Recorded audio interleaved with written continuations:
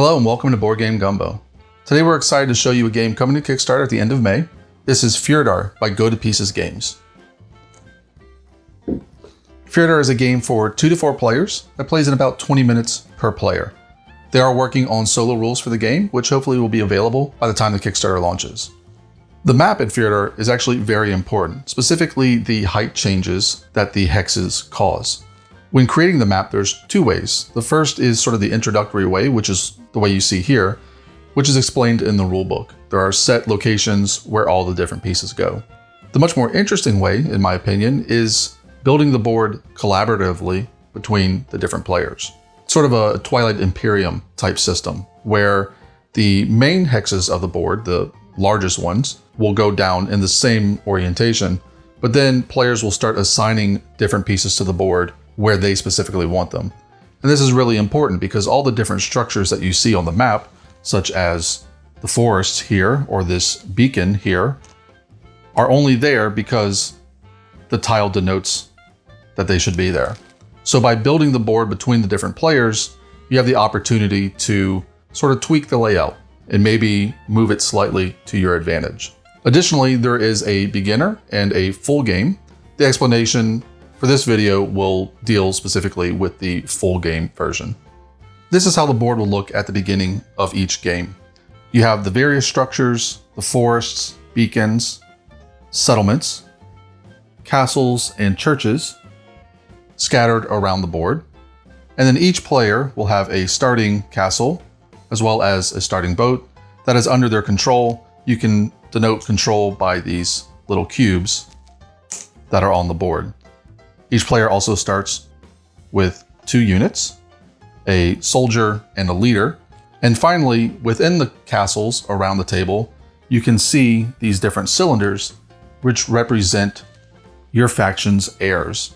You are playing as a political faction after the death of the King of Norway, and you are trying to gather up as many heirs to the king as possible in the hopes of putting one of them on the throne, and of course, benefiting yourself at the same time. Fjordar has one of the nicest player aids that I have seen in a board game yet. Each player will get one of these boards, and they are double-sided. This is for the full game, and then the other side is for the basic game. And this player aid essentially will teach you the entire game. So each turn, a player is going to start by playing a movement card. You have access to 5 movement cards at the beginning of the game. All players share 4 of them. So each player will have identical 4 cards. And then you will draft a leader card to be your 5th. Leader cards not only give you a different amount of movement, but they also particularly have some special ability. For this one, for instance, every time you play it, you get a gold. And this one will give you 3 battle strength on the turn you play it. Movement cards are played in front of you and onto the board, creating a tableau.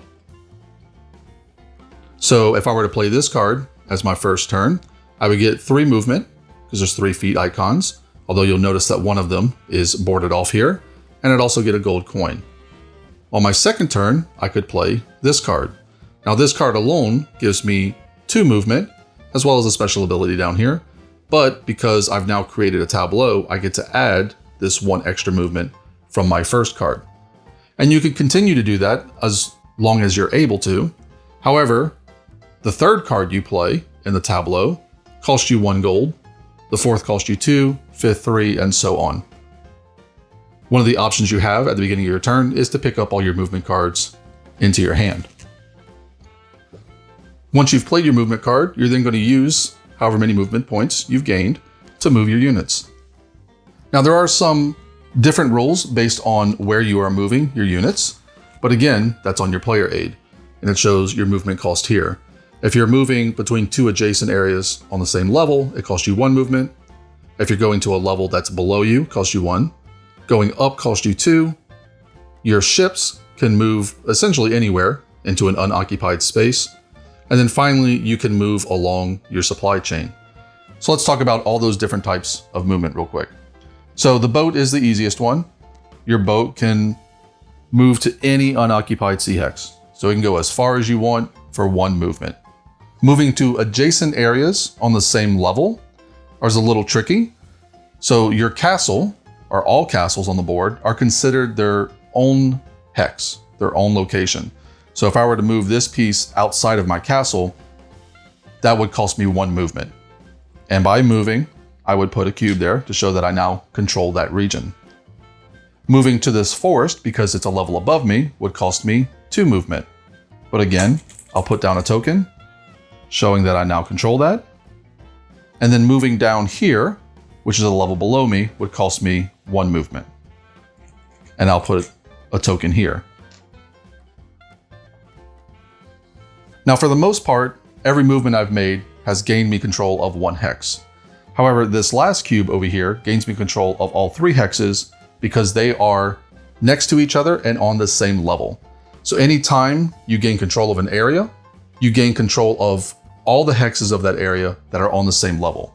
If I were to, for instance, claim this area right here, I also control this area because it's on the same level. The last type of movement is based on your supply line. And all these control markers that you've been putting out have essentially been creating your supply line. So let's say, for instance, I had another soldier here at this castle, and I had moved my boat over here. For the cost of 1 movement, I can move this soldier as far along my supply line as I want. So because I control all of these areas, I can move this soldier all the way to there for a single movement point. And that pretty much covers all the rules of movement. After you move, you're then going to resolve any combat if there is any. There's only ever combat if you end up in a space where there's an enemy unit, and combat works somewhat similarly to movement. So the first thing you do whenever you're in a combat is you determine your combat strength. So your leader, for instance, has a combat strength of 3, your soldiers have a combat strength of 1, but you can also assist those units by being adjacent to them. This soldier in the boat, for instance, would assist this soldier if he were to get into a combat. You also get bonuses to combat if you're on higher ground than your opponent. So if this captain, for instance, was up here, because he is higher than this area, if I were to get into a fight in there, he'd actually add more strength than just his natural 3. After you determine your base strength, then each player is going to play a combat card. Combat cards look fairly similar to movement cards, except they generally have swords. This one happens to have a foot, but we'll talk about that in a minute. So this card is going to add 5 strength, but only if my opponent plays a card with this purple icon on it. Sometimes you'll get cards that just have flat strength, but they're typically going to have less of it. If I win, this card tells me that I'm going to get 1 victory point for every green card in my battle tableau. So these cards are going to sit on the table just like movement cards. It's going to be a separate pile. So you're going to have 1 pile for movement cards and 1 pile for battle cards. But as you play more battle cards, they'll line up like this. And the movement that is on these cards actually helps you during your movement phase, since it's not helping you during your battle phase. Again, these follow the same rules. If you were to play a 3rd battle card to this lineup, it would cost you a gold, and then 1 more gold for every other battle card. You're always going to have 3 battle cards in your hand, so after you play one, you'll draw 1 to fill your hand back up to 3. After you resolve the battle and got your victory points or taken your penalties for losing, then you're going to do location actions. So you can do an action for every piece you have out on the board. So my captain here will take an action at this beacon, and then say I had a soldier there and a soldier there. They will also each take 1 action at their locations. And all the actions are listed, again, on the player aid. So at a forest, you can cut down the forest to build a church, or found a village, or build a ship. At the settlements, you can muster to gain an additional soldier, or you can tax to gain 1 gold. You can light a beacon that you're at to gain an additional soldier. If you're at a church, you can actually burn the church down, which gives you varying rewards. And then finally, perhaps the focus of the game is this air voyage action, which you can only take when you're at a castle. So let's talk about that one real quick. Sort of the focus of the game is claiming these heirs from the different castles on the board because they give you the most amount of victory points. So say on my turn, my captain was here. Instead, I have an heir in this castle, and I want to claim him. I want him to bring him into the fold. Well, first I have to be able to draw a line from where the heir is to a castle that's under my control. And I can do that because I can go follow this supply line, which includes both of these hexes, across my boat and all the way back to this castle. So I'm going to take that action. I pick up my heir. I count the number of spaces, 1, 2, 3, 4, 5, 6, 7. I'm going to score 7 VP for bringing this heir under my control.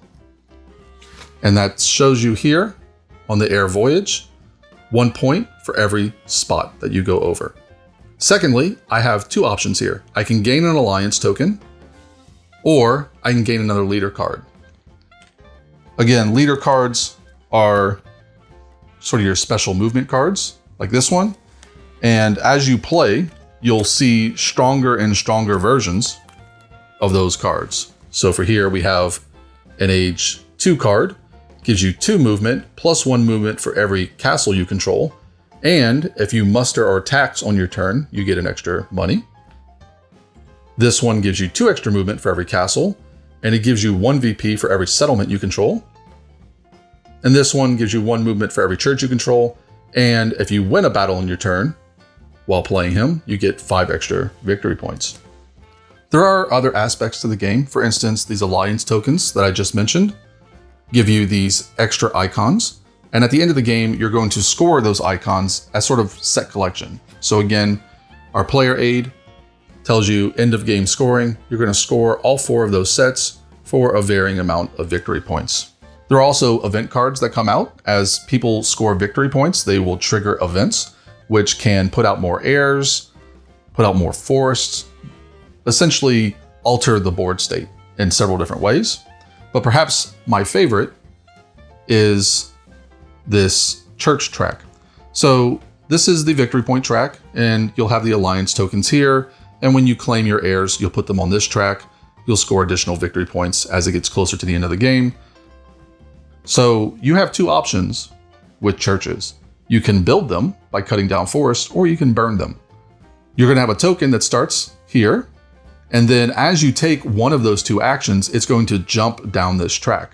So say the first action you do is to build a church. Well, you're going to go from the start all the way to spot 3, because that's the first build spot. It's going to cost you 1 gold to build that church, and it's going to give you 1 victory point. If you build a second church, you'll go down to the next build spot.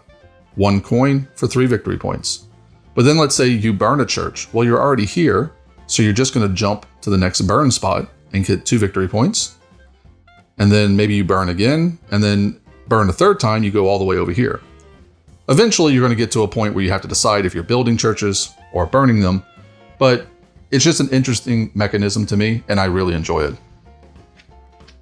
So Fjordar is going to be played until one player has acquired 50 victory points. That player is going to get a special bonus, and then each other player is going to get 1 additional round. There is in-game scoring, again, for the set collection on your battle cards and your alliance tokens, but whoever has the most victory points is going to win, and their chosen heir is going to take their place on the throne. And that's Fjordar from Go to Pieces Games, launching on Kickstarter on May 28th. If you like what you see and it's interesting to you, I highly suggest you check out the Kickstarter page. We will put a link in the video description. Also, we will be doing a live play of this game on Twitch after the game launches on Kickstarter. So we'll keep you up to date with those times. Thank you for watching.